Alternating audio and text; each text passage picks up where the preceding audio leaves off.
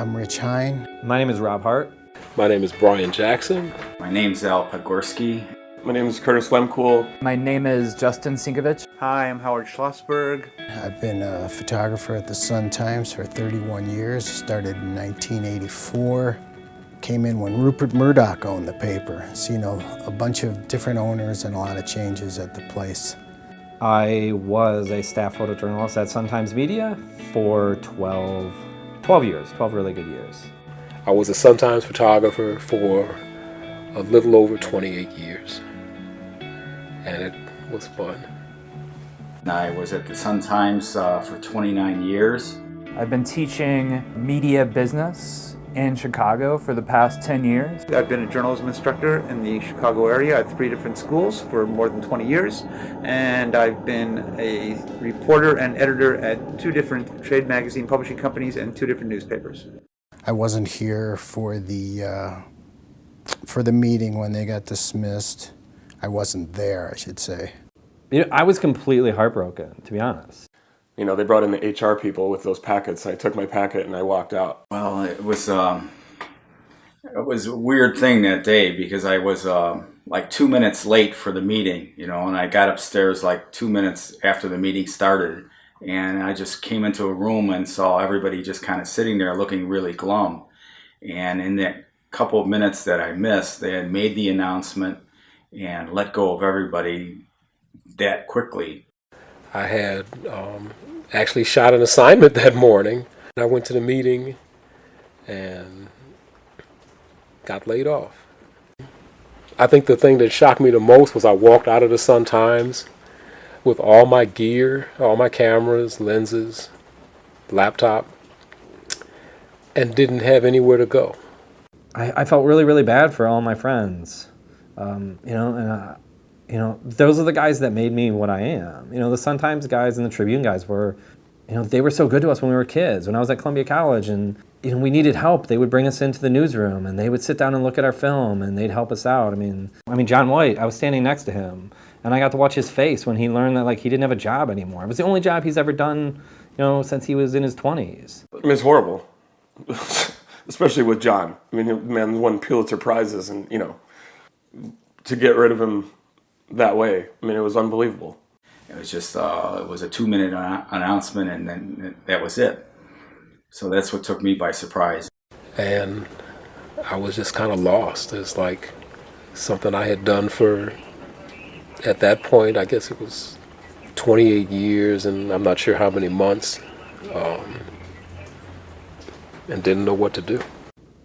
I have to live in a world where things are different than they used to be.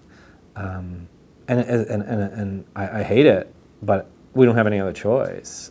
It was pretty surprising, kind of shocking, and just kind of bewilderment. Nobody knew what was happening really, and just a lot of questions about what was in the future.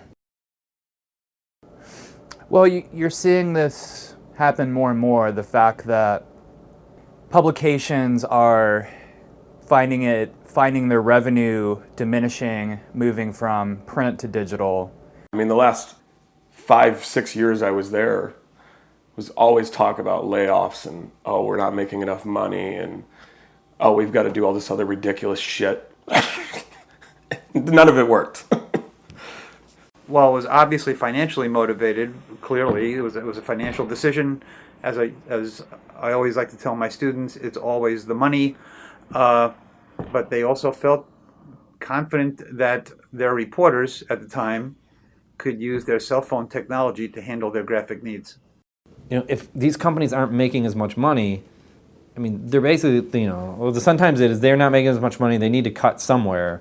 But if you just look at the numbers, they're not making, year over year they're making less money.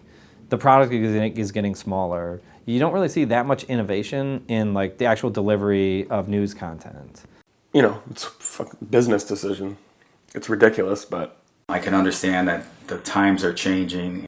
There isn't a lot of money for photography anymore. It's tough now. Staffs are cutting back. Sports Illustrated got rid of their staff. Sun-Times got rid of their staff. They're going to hire some of us back. They've got to. They can't run a paper without photographers. It's just insane. It's just, you can't do that. Watch. Their experiment is not going to work, and they're going to hire some of us back. They hired 4 photographers back, Brian Jackson and Michael Schmidt and Al Podgorski got hired back, but then they took buyouts, and Rich Chapman too. So I had almost a year or maybe more of working with all of them again, which was great. But then they offered buyouts, and they all took the buyouts again. So, You know, we all know everyone is using a smartphone now, and that's where people are reading the news. They're watching video. They're doing everything. I mean, I think, phones have a great use in certain situations, but it's not like the lasting kind of images that you're going to remember, that history's going to remember.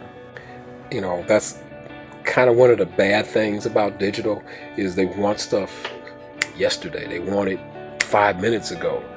Well, it's like photography has been demeaned because everybody with a cell phone, covers stuff. yeah, the whole thing has changed. It was just something that really couldn't do much about. Once the decision was made, they weren't going to change their minds,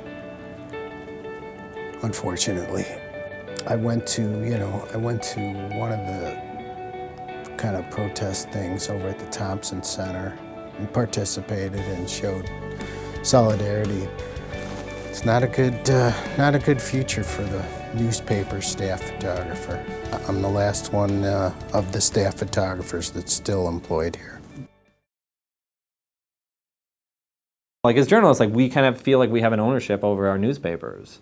Instead of cutting the people that are providing the content, why don't you cut the hierarchy and get rid of the bureaucracy and deliver your product in a cheaper way?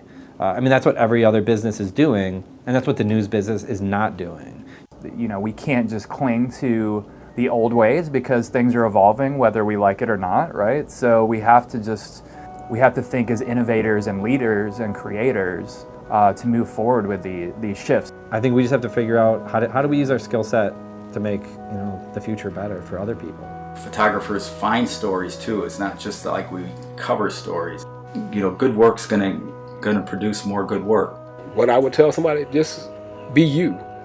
I think here they're trying to get to a level where they're at least breaking even or making a little bit of money, and hopefully the future is good.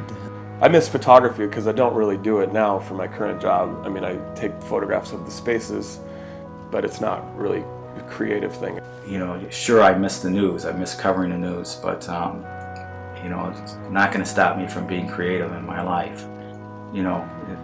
The business is changing, and people got it.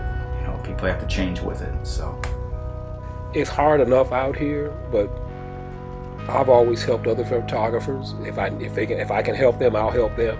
If I've needed help, I've never had anybody turn me down. There's so many great young photographers coming up that want to do the job I used to do. I'd say just learn how to, if you don't know how, learn how to get along with everybody. And I would rather help those people to tell their stories and to do the kind of work that I used to do than be mad about losing my job. talent rises to the top, and people like that are always going to produce, and they're going to be creative, and they're going to do good work. And it's just to be a human being first, and then be a photographer second. I think that's a key thing. Always put the reader first. As the owner of a publishing company where I used to work said, very successful philosophy. If you have the reader, you have everything. The reader always comes first. So, you just gotta do your job. Get the picture. That's the main thing. Get the picture. I think the outlook is really, really good for visual journalism. There's still a great market out there to do what you want to do. You just have to find it, and it's just harder than it used to be. We still want to tell stories. We still want to be in the community. We just have to figure out a way to make money at it. Yeah. Other than that, though, the paper was great. It was a great place to work. The camaraderie that we had back in the dark room, back when we were at the old building to the new building. And that's when the newspaper business, their profit margins were through the roof. I mean, newspapers were making money hand over foot.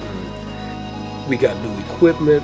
The photo room was like our little world, and we would meet up there in the morning, and as the assignments came in, we used to joke around that you jump in the photo tube and it would take you downstairs to your car, which is waiting, so that you could go shoot the next assignment.